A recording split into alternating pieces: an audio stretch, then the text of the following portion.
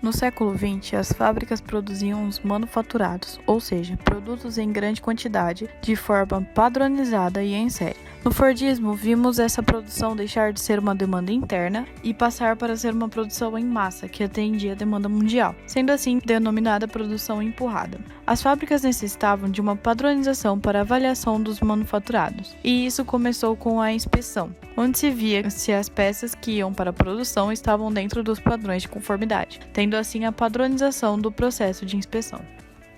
Em todo o século XX, vimos a resolução de problemas de processos. Primeiro com a padronização dos processos fabris com Whitney, mais tarde houve a padronização e simplificação das tarefas por Taylor e, enfim, Ford aplicou isso em sua fábrica e conseguiu uma produção em massa. Todos esses conceitos citados entram dentro do controle estatístico de processos, que deu origem ao controle estatístico de qualidade, que monitorava os processos feitos pela fábrica e também a variabilidade de peças produzidas e que passavam pela produção com mais rigor. Como na produção em larga escala não é tão simples visualizar um problema, criaram-se ferramentas para isso, para facilitar isso, como o diagrama de causa e efeito, ou espinha de peixe e gráfico de Pareto. O diagrama de Pareto é um gráfico que ordena de forma decrescente a ocorrência de problemas, fazendo com que possa ser priorizado a resolução de um problema. Já o diagrama de causa e efeito permite organizar o raciocínio na discussão de um problema, onde a coluna é o problema e as pontas, ou vértebras, são as origens das falhas. As análises dos problemas em processo foi aprimorando-se ao longo dos anos e em 1960 viu-se que amostras retiradas diretamente da linha de produção tinham uma baixa representatividade do todo da produção e com isso a qualidade deixou de ser uma disciplina fabril e passou a ser uma disciplina gerencial à procura de padrões de qualidade. O principal objetivo da prevenção de problemas foi incorporado por outros conceitos, como o custo da qualidade, que é o custo que se deve aos defeitos de uma produção. Para não ter esses custos, passou a ser necessário um controle de qualidade, que reduzisse custos com produtos de fora da conformidade.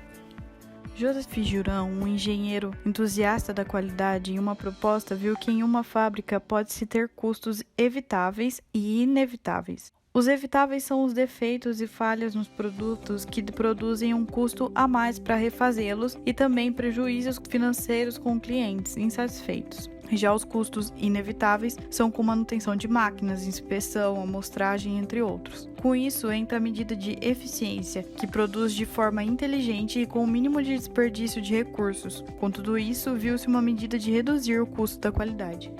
Outra medida de eficiência é a qualidade de conformidade, que consiste na coincidência entre a qualidade planejada e o desempenho do produto. Ou seja, quanto maior a coincidência entre a conformidade e a qualidade planejada, maior o grau de qualidade do produto, e com isso menos defeitos encontrados, sendo assim um menor gasto no custo da qualidade, com refazer o produto e menor satisfação do cliente. Com todas essas medidas apresentadas, entre outras, os gerentes puderam saber o quanto investir no controle de qualidade para prevenir custos e falhas no cenário de sua fábrica. Após a Segunda Guerra Mundial, em 1948, uma nova marca de carros surgiu, chamada Toyota, uma marca japonesa que veio para competir com o sistema Ford. Eles criaram o sistema Toyota, que fazia uma chamada produção puxada. Essa produção tinha os mesmos padrões da Ford, porém melhorados, e também com maior foco na satisfação do cliente, sendo assim mais uma medida para a qualidade.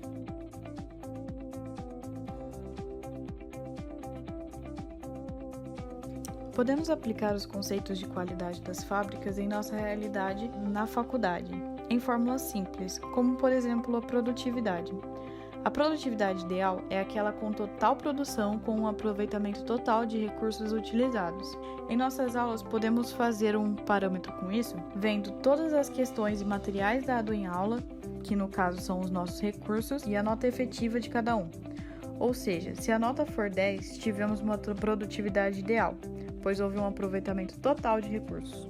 Outro parâmetro é o absenteísmo, que é o número de horas ausentes de um trabalhador comparado com as horas totais de trabalho. Podemos comparar com o número de alunos matriculados na disciplina e o número real de alunos presentes.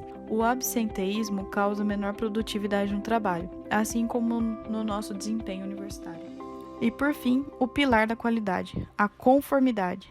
A conformidade ideal é aquela que tem o número de produtos dentro das especificações igual ao número total de itens produzidos. Em nossa realidade, podemos ver isso comparando o número de alunos totais com o número de alunos com as notas na média.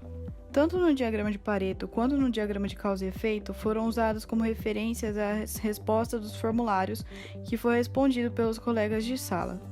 Estes defeitos apontados foram colocados em ambos os diagramas, e estes são: a dificuldade em ler os mapas conceituais, aulas online, concentrar-se nas aulas, dificuldade em comentar o blog, a elaboração e entrega de relatórios, o distanciamento do professor e outros alunos, o espaçamento de tempo entre um tema e outro, entre outras dificuldades.